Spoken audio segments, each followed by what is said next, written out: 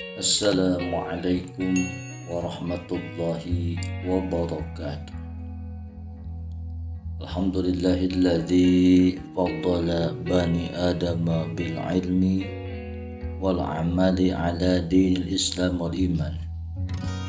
Wassalatu wassalamu ala sayyidina Muhammadin wa ala alihi wa sahbihi ajma'in, amma ba'd. Sahabat Majelis Mahabbah Channel, yang mudah-mudahan semua dalam keadaan lindungan Allah Subhanahu wa ta'ala dimanapun sahabat berada. Semua orang Islam sudah maklum bahwa sholat 5 waktu adalah kewajiban utama, lagi penting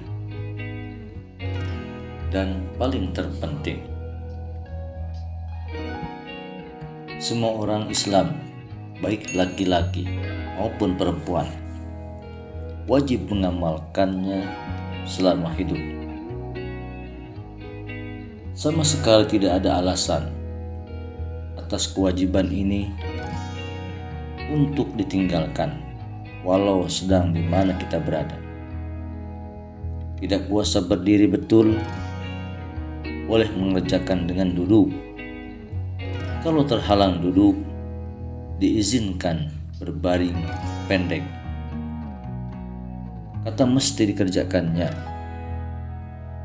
Nabi Muhammad SAW bersabda, "As-salatu imaduddin, faman aqamaha faqad aqamad-din, wa man tarakaha faqad hadamaddin." Salat adalah tiang agama. Barang siapa mendirikan salat, arti ia mendirikan agama. Dan barang siapa meninggalkan salatnya, atau barang siapa yang meninggalkannya, berarti ia merobohkan agama. Maka ketetapan dalam Islam, barang siapa meninggalkannya dianggap melakukan pelanggaran besar, dengan sendirinya berdosa besar.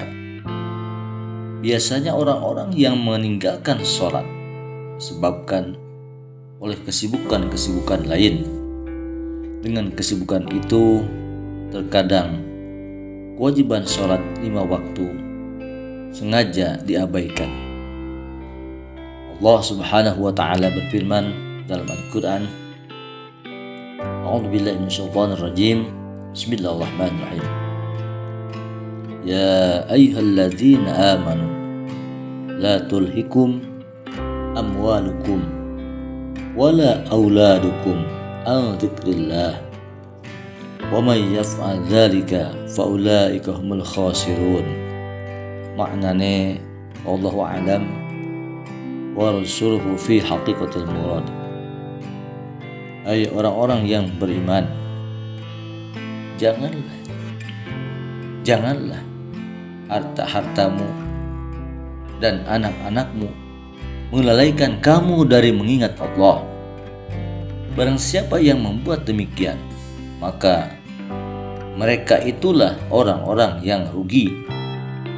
Al-Quran Surat Al-Munafikun ayat 9. Sahabat Majelis Mahabbah Channel, sebagian ulama ada yang mengatakan bahwa ancaman bagi orang-orang yang meremehkan sholat itu ialah kelak akan dijatuhkan ke dalam neraka jahanam yang sangat panas, sehingga keadaan tersebut digambarkan jika seandainya sebuah gunung dimasukkan ke dalamnya, niscaya ia akan hancur karena sangat panasnya. Dan di samping itu, tempat tersebut disiapkan bagi orang-orang yang selalu meremehkan dan melalaikan sholat sampai waktunya habis, kecuali mereka mau bertaubat kepada Allah Subhanahu wa ta'ala atas perbuatannya itu. Niscaya Allah akan memberi pengampunan kepadanya. Para ulama tafsir menerangkan bahwa yang dimaksud ingat kepada Allah pada ayat di atas adalah sholat 5 waktu. Sehingga siapa saja yang sibuk mengurus harta, menjual dan membeli barang dagangannya, sibuk dengan perusahaannya, atau berupaya mencari harta dan sibuk hanya mengurus anak-anaknya, sehingga sholatnya sampai terlambat, maka kelak ia akan merugi.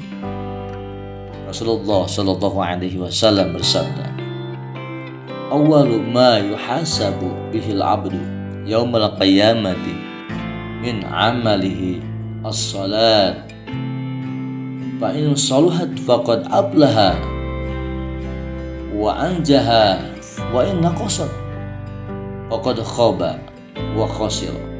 Perbuatan hamba yang pertama kali dihisab di hari kiamat nanti adalah salatnya. Maka barang siapa yang salatnya bagus, sungguh-sungguh ia telah berbahagia, sungguh ia telah berbahagia dan akan selamat. Dan jika kurang baik salatnya, ia akan sengsara dan merugi. Hadis riwayat Munzir, At-Tabrani dan At-Tirmidzi. Di hari akhirat kelak, tanggung jawab orang-orang yang meninggalkannya, tanggung jawab orang-orang yang meninggalkan sholat, bukan kepala beratnya. Dan soal sholatlah yang mula-mula sekali diperiksa di hadapan Allah Subhanahu wa Ta'ala. Allah Subhanahu wa Ta'ala berfirman dalam Al-Quran surat Al-Muddathir ayat 42 sampai 44. A'udzubillahi minasyaitonir rajim. Bismillahirrahmanirrahim. Ma salakakum fi saqar? Qalu lam naku minal musallin wa lam naku nut'imul miskin. Apakah yang memasukkan kamu ke dalam saqar atau neraka saqar? Mereka menjawab, kami dahulu tidak termasuk orang-orang yang menjalankan sholat. Kami tidak pula memberi makan orang-orang miskin. Quran surat Muddathir 42 sampai 44. Orang-orang yang disiksa dalam neraka Saqar itu hancur, segala tulang berulang, kemudian utuh lagi, tapi disiksa lagi terus-menerus hingga terasa benar segala sakit deritanya. Sebagian ulama ada yang mengatakan bahwa orang-orang yang meninggalkan sholat itu kelak akan dikumpulkan bersama-sama Fir'aun, Haman, dan Ubay bin Khalaf. Sebab mereka itu sama-sama meninggalkan sholat karena sibuk mengurus harta, kerajaan, apartemen, atau perusahaan mereka. Orang yang sibuk mengurusi hartanya, saja, sehingga meninggalkan sholatnya, besok di hari kiamat akan dikumpulkan bersama Korun. Orang yang sibuk dengan kerajaan dan kekuasaannya akan dikumpulkan dengan Haman, dan orang yang sibuk dengan perusahaannya saja, maka besok di hari kiamat akan dikumpulkan dengan Ubay bin Khalaf, yaitu dia sebagai pedagang kaya Mekah di zaman Nabi Muhammad SAW masih hidup. Suatu riwayat mengatakan bahwa ada seorang pendatang. Suatu riwayat mengatakan bahwa ada seorang pendatang menghadap kepada Rasulullah SAW dan bertanya, "Ya Rasulullah, ayul a'mal yahabbu ilallahi ta'ala fil Islam?" Qala, "As-salatu li waqtiha, wa man taraka as-salata fala dina lah, was-salatu imaduddin." Ya Rasulullah, amalan apakah yang paling disukai Allah Subhanahu wa ta'ala dalam Islam? Beliau menjawab, salat tepat pada waktunya. Dan barang siapa yang meninggalkan salat, maka berarti tidak mempunyai agama. Sebab salat itu sebagai tiang agama. Hadis riwayat Baihaqi. Jadi, apabila ada orang mengaku beragama Islam tetapi tidak mau sholat, berarti pengakuan itu tidaklah benar. Dan orang yang semacam itu ditetapkan masuk neraka. Na'udzubillah, summa na'udzubillah min dzalik. Sebagaimana tersebut dalam hadis Rasulullah SAW, wa idza taraka ar-rajulu faridatan wahidan muta'ammidan kutiba ismuhu ala babin nar, fulan ibnu fulan la budda lahu min dukhulin nar. Manakala seseorang meninggalkan satu sholat fardu dengan sengaja,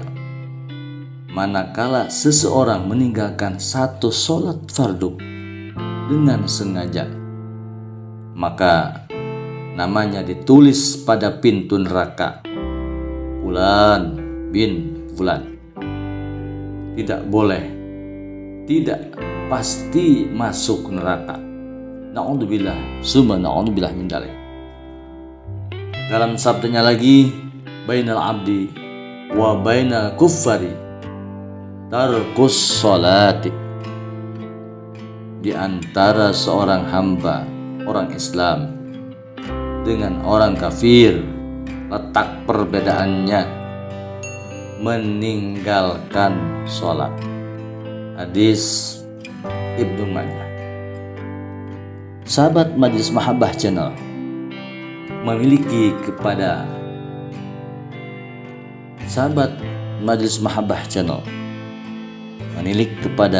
keterangan-keterangan di atas.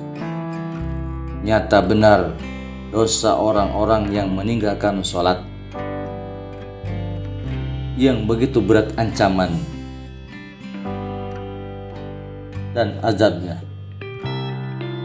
Karena maklumlah, keberanian orang-orang meninggalkan sholat berarti berani melawan perintah Allah dan Rasul-Nya. Mengandung arti pula memutuskan hubungan munajat terhadap Allah yang maha mengetahui gerak-gerik di dalam hati hamba-Nya. Meninggalkan sholat 5 waktu sama artinya dengan melanggar undang-undang Allah. Semoga Allah Subhanahu wa ta'ala memberikan hidayah dan taufik kepada kita, dapat melaksanakan semua perintah Allah sehingga memperoleh rahmat dan anugerahnya di dunia dan akhirat. Dan semoga kita selalu dikaruniai sehat walafiat serta husnul khatimah. Amin ya rabbal alamin. Hadanallah wa iyyakum ajmain. Assalamualaikum warahmatullahi wabarakatuh.